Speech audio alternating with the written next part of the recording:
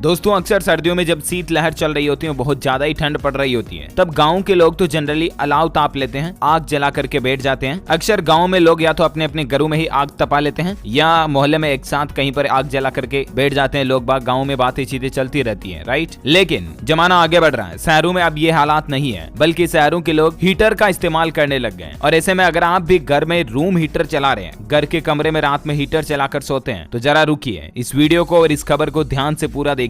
वैज्ञानिकों की नई रिसर्च में जो हाल ही में खुलासा हुआ, उसको देखकर आप यही कहोगे कि अभी का अभी रूम हीटर बंद करो। 2 मिनट के अंदर आपको बहुत ही महत्वपूर्ण जानकारी मिलने वाली है, सो वीडियो को ध्यान से पूरा देखते रहिएगा। ये रिसर्च कई सारे डॉक्टरों और एक्सपर्ट्स के द्वारा निकाली गई है, इसलिए आपको इसे सीरियस लेना है, मजाक में मत ले लेना। सबसे पहले रूम हीटर का मैकेनिज्म समझिए, काम कैसे करता है। दरअसल दोस्तों, रूम हीटर के अंदर मेटल रोड या सेरेमिक कोर लगा होता है और गर्म होने के बाद इसमें लगा रोड हीट जनरेट करता है, जिससे कमरे का टेम्परेचर बढ़ने लगता है। तो जाहिर सी बात है, कमरे में मौजूद व्यक्ति को गर्मी का एहसास होने लगता है और इससे कमरे की नमी कम हो जाती है और ऑक्सीजन लेवल कम होने लगता है। यहीं से शुरुआत होती है रूम हीटर के द्वारा आपकी बॉडी के नुकसान की। और तो अभी आगे देखिए आप, हीटर के पास ज्यादा देर बैठने से आपके शरीर में क्या क्या परेशानियां हो सकती है। स्किन को नुकसान होता है, क्योंकि गर्म हवा स्किन को ड्राई करती है, जिसके चलते आपकी स्किन पर खुजली या रेड पैचेज भी हो सकते हैं। सांस संबंधित परेशानियां भी आ सकती हैं। ऑक्सीजन लेवल कम होने के कारण अस्थमा या एलर्जी की समस्या भी हो सकती है। वहीं दोस्तों, एक रिसर्च में यह भी पाया गया कि कई लोगों को ज्यादा देर हीटर के साथ बैठने की वजह से सिर दर्द की शिकायत देखी गई, यहाँ तक कि नींद नहीं आना और सिर दर्द जैसी शिकायतें भी देखने को मिली। इसके अलावा आंखों को भी नुकसान पहुंचाता है। कॉन्टेक्ट लेंस या चश्मा पहनने वाले लोगों को तो हीटर से आंखों को नुकसान बहुत ज्यादा होता है और आपके बॉडी में कई तरह के इंटरनल डैमेज भी देता है। कन्वेंशन हीटर से निकलने वाले केमिकल अंदरूनी हिस्सों को नुकसान पहुंचाते हैं। और भी क्या दिक्कतें हीटर की वजह से हो सकती है, देखिए आप, ऑक्सीजन लेवल कम होने की वजह से आपके शरीर में सुस्ती होने लगती है। कार्बन डाइऑक्साइड का लेवल बढ़ने से आपके दम घुट सकता है, यानी कि घुटन महसूस हो सकती है। सांस के रोगियों के फेफड़ों में बलगम जमने से खांसी हो सकती है और रात भर हीटर में रहने से बेहोश होने का खतरा भी हो जाता है। और स्पेशली ऐसे लोगों को तो हीटर से दूरी ही रखनी चाहिए, जो अस्थमा के मरीज हैं, ब्रोंकाइटिस पेशेंट हैं, बुजुर्ग हैं, साइनस मरीज हैं या स्किन की एलर्जी है जिन लोगों को, और छोटे छोटे बच्चों को, इनको रूम हीटर से दूर ही रहना चाहिए। वहीं इन बातों का भी जरूर ध्यान रखें आप, जब भी अगर रूम हीटर घर में थोड़ी देर कमरे में चला रहे हो, तो इस्तेमाल करने वाले कमरे में किसी बर्तन में पानी भरकर रख दें, क्योंकि हीटर की गर्मी की वजह से पानी थोड़ा बहुत भी वाष्प में बदलता है, तो इससे ऑक्सीजन लेवल मेंटेन रहता है। क्योंकि जल जब टूटता है तो CO2 C+O2 बनता है, तो इससे ऑक्सीजन मॉलिक्यूल्स रिलीज होते हैं। वहीं हीटर का एक सही टेम्परेचर सेट कर दें या कुछ देर बाद रूम हीटर को बंद कर दें। हीटर का इस्तेमाल करने से पहले उसकी सर्विसिंग जरूर करवा लें। जब हीटर चलाएं तो कमरे का दरवाजा या खिड़की खोल कर रखें, इससे कमरे में साफ हवा